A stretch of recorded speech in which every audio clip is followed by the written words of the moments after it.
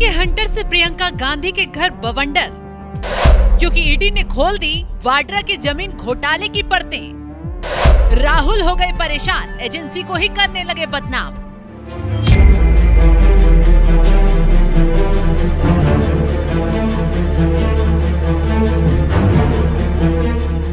दिल्ली के power corridor में सन्नाटा पसरा है, लेकिन अंदर ही अंदर एक तूफान पल रहा है। ये तूफान किसी चुनावी नतीजे का नहीं, ये तो गांधी परिवार के सबसे करीबी दामाद जी रॉबर्ट वाड्रा पर ईडी की गाज का है, जिसने कांग्रेस खेमे में हलचल मचा दी है। क्योंकि ईडी ने गुरुग्राम जमीन घोटाले में रॉबर्ट वाड्रा के खिलाफ जो उनकी परतें खोल दी, वो चार्जशीट दाखिल कर दी, जिसने न सिर्फ उनकी निजी जिंदगी बल्कि गांधी परिवार की राजनीतिक साख पर भी सीधा सीधा सवाल उठा दिया। ये सिर्फ कानूनी कागज नहीं, ये सत्ता, रसूख और पैसे के उस काले खेल की वो कहानी है जिसका हर पल अब गांधी परिवार के लिए मुश्किलों का पहाड़ खड़ा कर रहा है। इस चार्जशीट में 43 अचल संपत्तियों की कुर्क से लेकर घंटों की पूछताछ में चौंकाने वाले खुलासे हुए, जो रॉबर्ट वाड्रा के लिए जेल के दरवाजे भी खोल सकती है। ईडी की चार्जशीट में वाड्रा पर खुलासा, रॉबर्ट वाड्रा और उनकी कंपनियों से जुड़ी कुल 43 अचल संपत्तियां कुर्क की गई हैं। खुलासा ये हुआ है कि वाड्रा की कंपनी स्काईलाइट ने 7.5 करोड़ में 3.53 एकड़ जमीन खरीदी थी। ये जमीन गुरुग्राम के शिखोपुर में खरीदी गई थी। आरोपों के मुताबिक परियोजना पूरी किए बिना ही उतनी ही जमीन 58 करोड़ रुपए में बेच दी गई। चार्जशीट में रॉबर्ट वाड्रा को आरोपी बनाया गया है। इस मामले में ईडी ने वाड्रा से 18 घंटे से ज्यादा समय तक पूछताछ भी की थी। रॉबर्ट वाड्रा के साथ साथ हरियाणा के कई अन्य कांग्रेस नेताओं से भी पूछताछ की गई थी। पर्दा उठता है गुरुग्राम के शिकोपुर गांव में, जहां 3.53 एकड़ जमीन का एक छोटा सा टुकड़ा गांधी परिवार के लिए अब गले की फांस बन चुका है। साल 2008 में रॉबर्ट वाड्रा की कंपनी स्काईलाइट प्राइवेट लिमिटेड ने जमीन सिर्फ 7.5 करोड़ रुपए में खरीदी थी। अब यहीं से शुरू होता है सस्पेंस का खेल। आरोप है कि इस जमीन को बिना किसी परियोजना को पूरा किए जादू की छड़ी से रातों रात 58 करोड़ रुपए में बेच दिया गया। ये कैसे मुमकिन हुआ? 7.5 करोड़ की चीज 58 करोड़ में, वो भी इतनी जल्दी? ईडी का सीधा आरोप है इसमें धोखाधड़ी हुई है, फर्जी दस्तावेज बनवाए गए हैं और इस पूरे गोरख धंधे का मास्टरमाइंड कौन था? रॉबर्ट वाड्रा खुद, जिन्हें चार्जशीट में सीधे सीधे आरोपी बना दिया गया।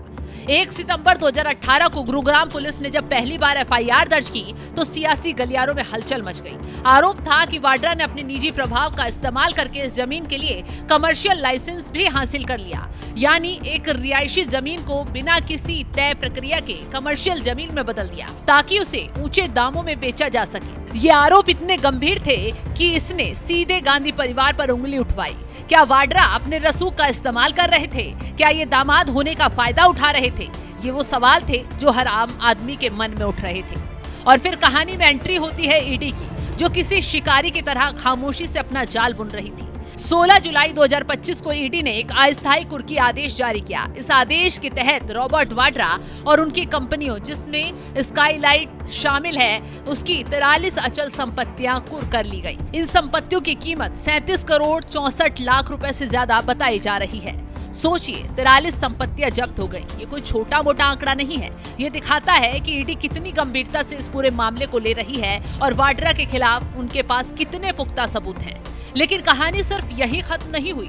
17 जुलाई 2025 को राउज एवेन्यू कोर्ट में इस मामले में 11 लोगों और संस्थाओं के खिलाफ चार्जशीट दाखिल की गई है। इस चार्जशीट में वाड्रा को सीधा सीधा आरोपी बनाया गया। ये आरोप पत्र किसी बम से कम नहीं है, जो अब सीधे गांधी परिवार के दरवाजे पर फटा है। सोचिए, एक ऐसा परिवार जिसने दशकों तक देश की राजनीति पर राज किया हो, जिसकी विरासत में त्याग और बलिदान की गाथाएं हो, उसी परिवार के दामाद के कारनामों से आज उनकी साख दांव पर लग गई है। लेकिन राहुल गांधी को ये पूरा घोटाला और ईडी की चार्जशीट षड्यंत्र लग रही है। राहुल गांधी ने तो जीजा के लिए तुरंत पक्ष में एक ट्वीट भी कर दिया और एजेंसी पर तंज भी कस दिया। राहुल गांधी ने ट्वीट करते हुए लिखा, मेरे जीजा जी को पिछले 10 सालों से ये सरकार परेशान कर रही है। ये ताजा आरोप पत्र उसी षड्यंत्र का एक और हिस्सा है। मैं रॉबर्ट वाड्रा, प्रियंका और उनके बच्चों के साथ हूँ, क्योंकि उन्हें दुर्भावनापूर्ण राजनीतिक रूप से प्रेरित बदनामी और उत्पीड़न का एक और हमला झेलना पड़ रहा है। मुझे पता है कि वे सभी किसी भी तरह के उत्पीड़न का सामना करने के लिए पर्याप्त बहादुर हैं और वे गरिमा के साथ ऐसा करते रहेंगे। आखिरकार सच्चाई की जीत होगी। अगर साजिश होती तो शायद सबूत न होते, कोर्ट से वाड्रा बरी हो गए होते, लेकिन ऐसा नहीं हुआ क्योंकि सबूत भी है, कोर्ट भी एक्शन ले रहा है, तभी तो ईडी की जांच का दायरा भी बढ़ रहा है। ये तो विपक्ष की पुरानी ही आदत है। कुछ भी घोटाला घपला सामने आता है, चोरी कर सीना जोरी दिखाने बैठ जाते हैं, जांच एजेंसी पर भड़कते हुए जमकर माहौल बनाते हैं। खैर, जांच एजेंसी किसी के आरोपों से ना रुकती है ना झुकती है। इसी का नतीजा है तमाम घोटालेबाज अभी तक सलाखों के पीछे पहुंच चुके हैं,